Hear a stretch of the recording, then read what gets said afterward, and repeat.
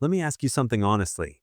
Have you ever been in a situation where you knew what you wanted to say in English, but you stayed silent? This is one of the most common struggles English learners face, but almost nobody talks about it openly. Not because you didn't know the words, not because you didn't understand the question, but because speaking felt risky.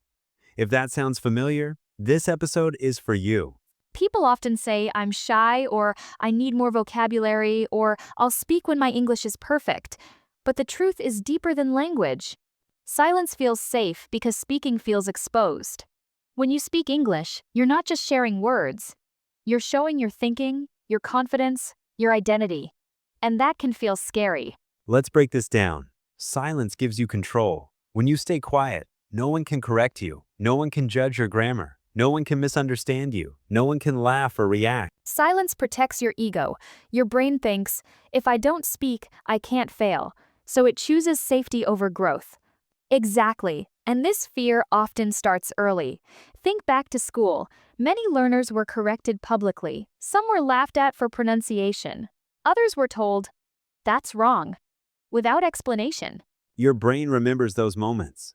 So later, when you want to speak English, your nervous system reacts like this is a dangerous situation, even if it's just a friendly conversation. Your body goes into defense mode. That's why your heart races. That's why your mind goes blank. That's why your voice feels tight.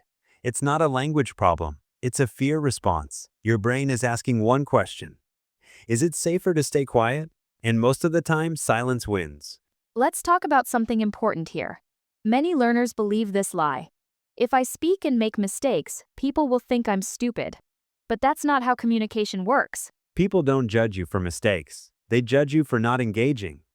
When you stay silent, people assume you're not interested, or not confident, or not capable. Ironically, silence often creates the exact impression learners are trying to avoid. That's a powerful point. Speaking imperfect English shows effort. Silence hides ability.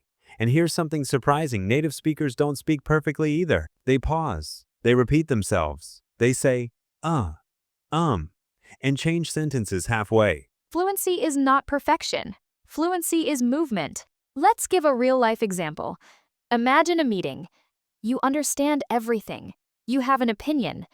But you think, what if I say it wrong? So you stay quiet. Later, someone else says the same idea worse English than yours, and everyone listens. That moment hurts, and it reinforces the belief. I should have spoken. But next time, the fear comes back again. This creates a silence loop. Yes, silence becomes a habit. The more you avoid speaking, the scarier speaking feels, the weaker your confidence becomes.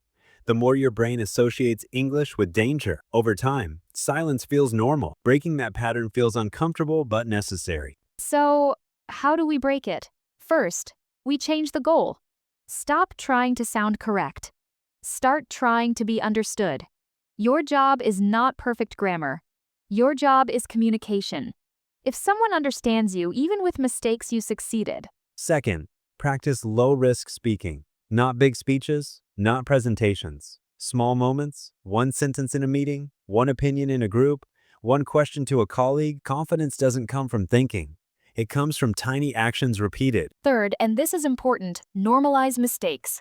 Mistakes mean you're learning. Silence means you're stuck. Every confident English speaker you admire went through embarrassment. They just didn't let it stop them. Let me say this clearly. Silence feels safe today, but it costs you confidence tomorrow. Speaking feels uncomfortable now, but it builds freedom later. The choice is not between perfect English and bad English. The choice is between progress and protection. If you're listening to this and thinking, yes, that's me, remember this. You don't need courage to speak. You get courage by speaking. Start small. Speak imperfectly. Let silence lose its power. Because your voice deserves space. Your ideas deserve sound. And English is a tool, not a test.